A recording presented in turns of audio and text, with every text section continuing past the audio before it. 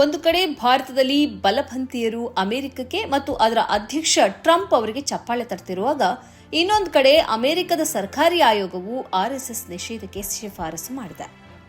Your brand deserves more attention, more leads, more growth. From powerful digital marketing that drives results to smart software solutions that streamlines your business and high quality printing that makes your brand stand out. Then there's our publicity. ಅಂತಾರಾಷ್ಟ್ರೀಯ ಧಾರ್ಮಿಕ ಸ್ವಾತಂತ್ರ್ಯದ ಮೇಲಿನ United States ಆಯೋಗವು ಈ ಶಿಫಾರಸನ್ನು ಮಾಡಿದೆ. ಮಾತ್ರ ಅಲ್ಲ, ಭಾರತದ ಗುಪ್ತಚರ ಸಂಸ್ಥೆಯ ಮೇಲೆ ಕೂಡ ನಿರ್ಬಂಧ ವಿಧಿಸಬೇಕು ಎಂದು ಶಿಫಾರಸು ಮಾಡಿದೆ. 2026ರ ವಾರ್ಷಿಕ ವರದಿಯಲ್ಲಿ ಈ ಶಿಫಾರಸುಗಳಿವೆ. ಈ ಆಯೋಗವು ಅಮೆರಿಕ ಅಧ್ಯಕ್ಷರು, ವಿದೇಶಾಂಗ ಕಾರ್ಯದರ್ಶಿ ಮತ್ತು ಪಾರ್ಲಿಮೆಂಟ್ಗೆ ಸ್ವತಂತ್ರ ಶಿಫಾರಸುಗಳನ್ನು ಮಾಡುತ್ತದೆ. ಈ ಶಿಫಾರಸುಗಳು ಅಮೆರಿಕದ ನೀತಿಯ ಮೇಲೆ ಸ್ವಯಂಚಾಲಿತವಾಗಿ ಕಡ್ಡಾಯ ಆಗದೇ ಇದ್ದರೂ ಧಾರ್ಮಿಕ ಸ್ವಾತಂತ್ರ್ಯದ ಸುತ್ತ ಅಂತಾರಾಷ್ಟ್ರೀಯ ನೀತಿಗಳನ್ನು ರೂಪಿಸುವಲ್ಲಿ ಗಮನಾರ್ಹ ಪರಿಣಾಮವನ್ನು ಬೀರುತ್ತದೆ. ಈ ಆಯೋಗವು ಭಾರತವನ್ನ ನಿರ್ದಿಷ್ಟ ಕಾಳಜಿಯ ದೇಶ ಎಂದು ವರ್ಗೀಕರಿಸಿದೆ. ಭಾರತವನ್ನ ಈ ಹಿಂದೆಂದೂ ಅಮೆರಿಕದ ಈ ಸರ್ಕಾರಿ ನಿಯೋಗವು ಹೀಗೆ ವಿಭಾಗಿಸಿದ್ದೇ ಇಲ್ಲ. ಅಂದಹಾಗೆ ಭಾರತ ಸರ್ಕಾರ ಈ ಶಿಫಾರಸುಗಳನ್ನು ತಿರಸ್ಕರಿಸಿದೆ. ಭಾರತದ ಆಂತರಿಕ ವ್ಯವಹಾರಗಳಲ್ಲಿ ಹಸ್ತಕ್ಷೇಪ ಎಂದು ಸರ್ಕಾರ ಹೇಳಿದೆ. ಭಾರತದಲ್ಲಿ ನಡೆಯುತ್ತಿರುವ ಅಲ್ಪಸಂಖ್ಯಾತ ವಿರೋಧಿ ದಾಳಿಗಳು ಅಮೆರಿಕದ ಆಯೋಗದ ಶಿಫಾರಸಿಗೆ ಬಹಳ ಪ್ರಮುಖ ಕಾರಣ ಎಂದು ಹೇಳಲಾಗುತ್ತಿದೆ.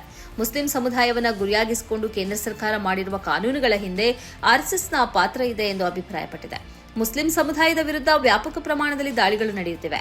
ಹಲವು ರಾಜ್ಯಗಳಲ್ಲಿ ಅತ್ಯಂತ ಕಠಿಣ ಮತ್ತು ಸತಾಯಿಸುವುದಕ್ಕೆ ಅನುವು ಮಾಡಿಕೊಡಬಹುದಾದ ರೀತಿಯಲ್ಲಿ ಮತಾಂತರ ನಿಷೇಧ ಕಾಯ್ದೆಯನ್ನು ಜಾರಿಗೊಳಿಸಲಾಗಿದೆ. ದಿನದ ಹಿಂದೆ ಮಹಾರಾಷ್ಟ್ರದಲ್ಲೂ ಮತಾಂತರ ನಿಷೇಧ ವಿರೋಧಿ ಕಾನೂನು ಜಾರಿಗೆ ಬಂದಿದೆ.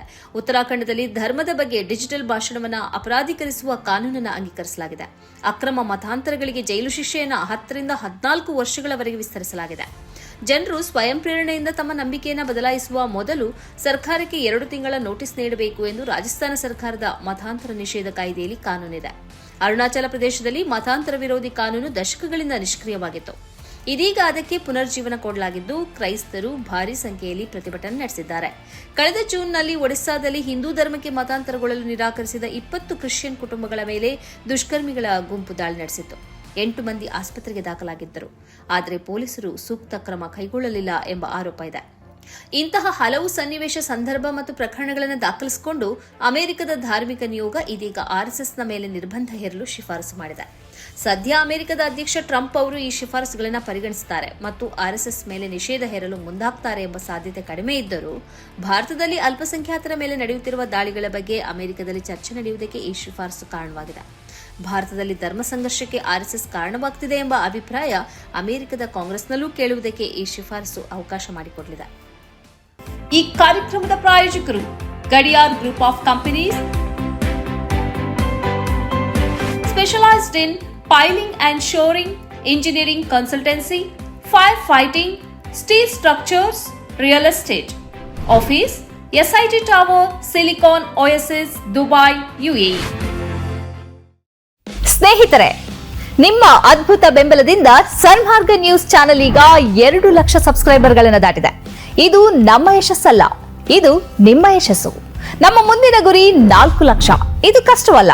ನೀವು ಮಾಡಬೇಕಾದದ್ದು ಸಿಂಪಲ್. ನೀವು ಸನ್ಮಾರ್ಗ ನ್ಯೂಸ್ ಚಾನೆಲ್ ವಿಡಿಯೋವನ್ನ ನಿಮ್ಮ ಸ್ನೇಹಿತರಿಗೆ, ಕುಟುಂಬದವರೊಂದಿಗೆ ಹಂಚಿಕೊಳ್ಳಿ ಮತ್ತು ಅವರಲ್ಲೂ ಸಬ್ಸ್ಕ್ರೈಬ್ ಮಾಡಲು ಹೇಳಿ. ನೀವು ಶಕ್ತಿಯನ್ನು ಕೊಡಿ, ನಾವು ನಿಖರ ಸುದ್ದಿ ಕೊಡ್ತೇವೆ. ಧನ್ಯವಾದಗಳು.